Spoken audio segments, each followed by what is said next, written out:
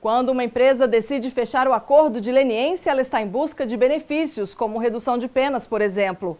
O acordo também é vantajoso para as autoridades públicas, que recebem novas informações para as investigações. E a população, será que ganha alguma coisa com tudo isso? Decidir contar é apenas o primeiro passo. As revelações têm um preço. Ninguém se expõe e diz aos 4 cantos do mundo que presenciou ou fez parte de esquemas de fraudes milionárias sem ter a certeza do que vai ganhar com isso. Empresas, ao demonstrarem que estão prontas para jogar as cartas na mesa, esperam do outro lado benefícios. Quais? Vários. Uma multa menor, por exemplo. As partes já têm, inclusive com previsão legal, quais seriam os benefícios que eles poderiam obter. Então, está lá, redução ou a imunidade, dependendo do grau de informação que já se tem em relação à conduta, e, naturalmente, os benefícios da investigação que passam em conhecimento sobre um cartel desconhecido e, sobretudo, da obtenção de provas. Como calcular a extensão do dano? Há danos que é muito difícil de você identificar a sua extensão. Nós vamos cair numa situação de arbitramento mesmo. De um arbitramento, de uma multa ou de um valor que é possível exigir dessa empresa, que não a inviabilize, mas que ela sinta o ônus dos crimes ou dos delitos que praticou, mas que também permita que essa empresa continue a produzir, a gerar empregos, a gerar valor para o país. É preciso demonstrar interesse em cooperar.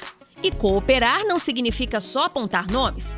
É necessário apresentar alguma informação consistente, documento importante, algo que confirme a denúncia. Naturalmente, os benefícios da investigação que passam em conhecimento sobre um cartel desconhecido e, sobretudo, da obtenção de provas.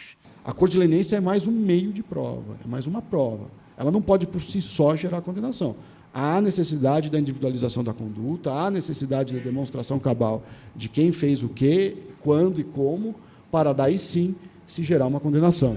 É preciso mais. Quem diz que errou e está disposto a corrigir tem que se comprometer a acabar de vez por todas com as irregularidades. O acordo de leniência ele também gera uma situação que nós chamamos de compliance. É uma espécie de termo de compromisso, no qual a empresa se compromete a cumprir determinadas atitudes, como, por exemplo, não realizar determinados empréstimos, não contratar determinadas pessoas, realizar os negócios mediante transparência. O importante é que ela continue com capacidade econômica de agir e, ao mesmo tempo, passe a se comportar de maneira correta perante as leis do Estado.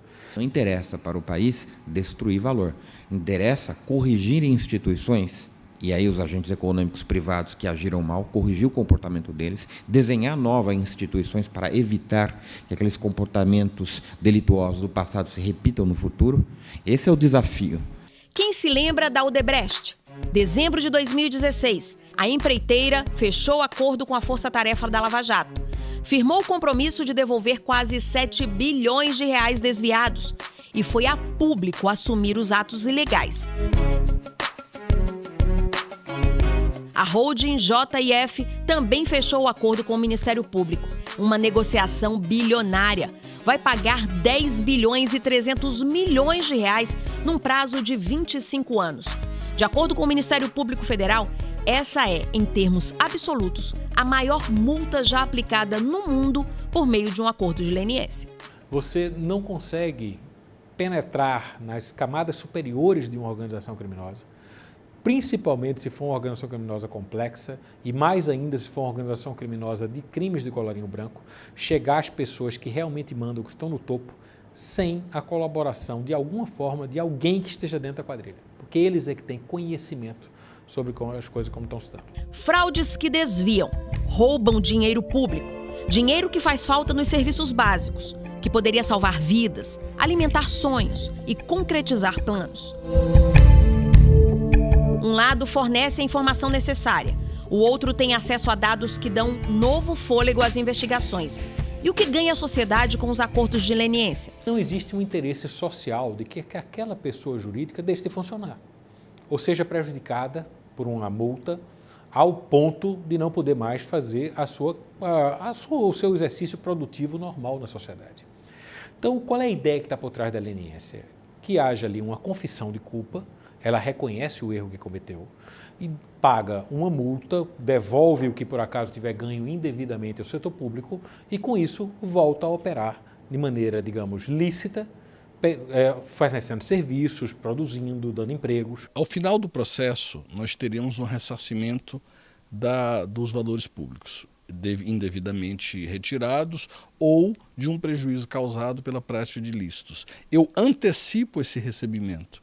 Eu faço com que a confissão e os valores acertados no acordo de leniência sirvam para que a sociedade receba previamente valores que talvez, contudo, entretanto, todavia, a depender do processo, ao final ela poderia recebê-los. O implica isto numa antecipação. Isso me parece extremamente salutar e a existência desse modelo de fiscalização e desse modelo de acordo de leniência faz com que nós tenhamos uma efetividade jurisdicional muito maior. Se houve prejuízo aos cofres públicos, no acordo de leniência é feito essa cláusula, na qual se estabelece a devolução de dinheiro que, porventura, tenha causado danos à administração pública.